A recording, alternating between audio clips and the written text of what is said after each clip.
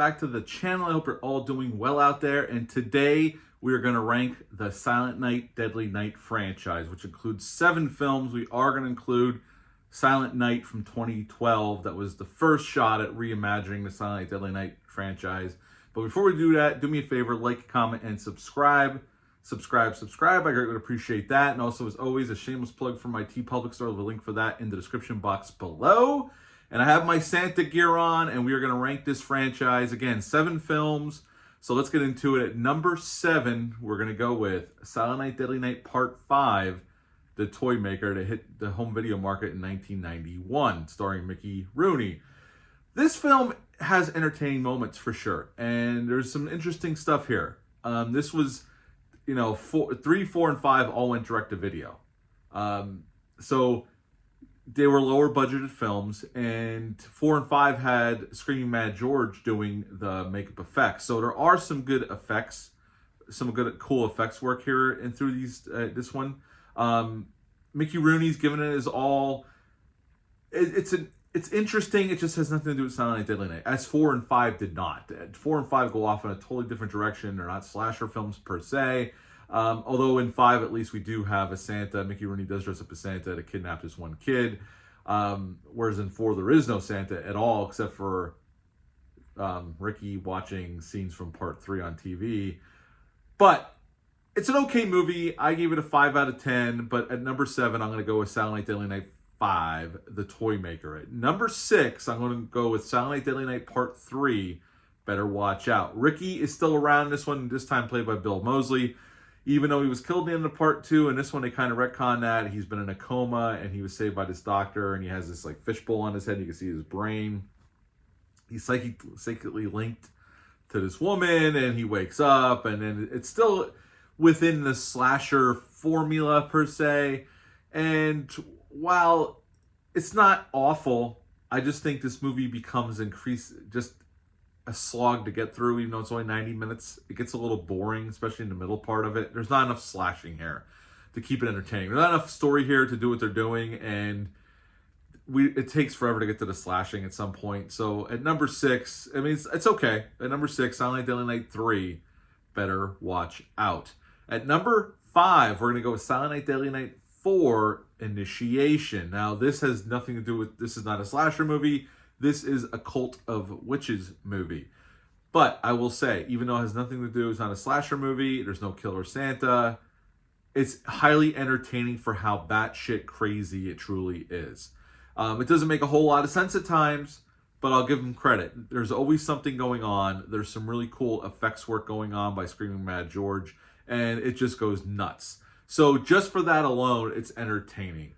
So, and we get those what the F moments with Clint Howard's character, which I went into in my review. But, so at number 5, I'm going to go with Silent Night, Deadly Night 4, Initiation. At number 4, I'm going to go with Silent Night, Deadly Night 2, that came out in 1987. Now, this movie is very egregious it's legendary by the amount of footage it uses from the original Silent Night, Deadly Night. I mean, a lot of footage is reused for it, okay? And this movie is not a good movie. I've said it in my review in the past when I talked about it. It's not a good movie. But it's highly entertaining because of Eric Freeman, who plays Ricky Caldwell in this film, the brother of Billy from the first film. His performance, I wouldn't even say it's a good performance, but it's highly entertaining, and you can't help but just have fun with it for how insane his performance is. And we get that legendary line, "Garbage Day." I like this one just because it's entertaining. It's not a good movie. Again, you're not going to see great filmmaking here. It was a very low-budget production. They used a lot of footage from the original film. But I do find it highly amusing. So at number 4, Silent Night, Deadly Night 2 from 1987. At number 3, the first shot at remaking Silent Night, Deadly Night, Silent Night from 2012. This movie's okay. It's a reimagining Malcolm McDowell's in it. Jamie King's in it. So there's some key actors here. It gets pretty mean at points. We see Santa, the killer Santa, with a flamethrower at one point, which is always badass. I had my issues with it. It's been a while since I rewatched it. But I'm going to go here at number 3, Silent Night from 2012. At number 2, the original Silent Night, Deadly Night from 1984. I have a soft spot for this movie. I've been watching this since the early 90s. I remember renting it from the video store from my hometown. And I've always, it's always one of those slasher films that I've kind of enjoyed. Is it great? No, it's not top tier. And especially for Christmas horror, it's nowhere near as good as Black Christmas, the original 1974 Black Christmas. But I've always enjoyed this movie. It plays mean at times. It's definitely sleazy. It's cheesy. The unrated cut's gory. We get the nudity that, the red-blooded American males want.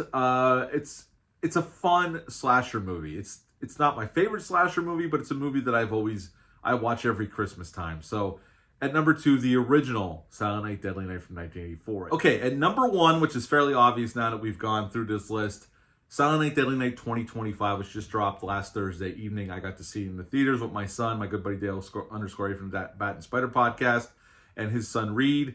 I really enjoyed this remake. I thought it was really well done. I liked the twists and turns, turning the formula on its head, but very much paying homage to the original Silent Night, Deadly Night.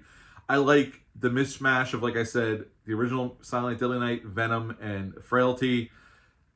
I really liked what they did here. I thought Rohan Campbell was fantastic. I thought Ruby Modine was really good. I thought they had great chemistry. And I liked the direction they took it. This is one of those ones I'm going to purchase. They already announced the release date for the 4K in February. I'm going to buy it, and it's going to become a staple every Christmas season. I really enjoyed it. And at number 1, Silent Night, Deadly Night 2025. Quick recap. At number 7, Silent Night, Deadly Night Part 5, The Toy Maker. At number 6, Silent Night, Deadly Night Part 3, Better Watch Out. At number 5, Silent Night, Deadly Night Part 4, Initiation. At number 4, Silent Night, Deadly Night Part 2. At number 3, the first reboot, Silent Night from 2012. At number 2, Silent Night, Deadly Night, the original from 1984. And at number 1, the brand new remake, Silent Night, Deadly Night 2025. That's my rankings for this franchise. I'll have the playlist is available. You can go through all my reviews. I did a live stream on the original, and I have my out of the theater reaction to the new one and the spoiler-filled reaction to the new one. So check on that if you want to watch them all. Check on that playlist over there. But that's it for this franchise. We can put a nice bow on it for Christmas.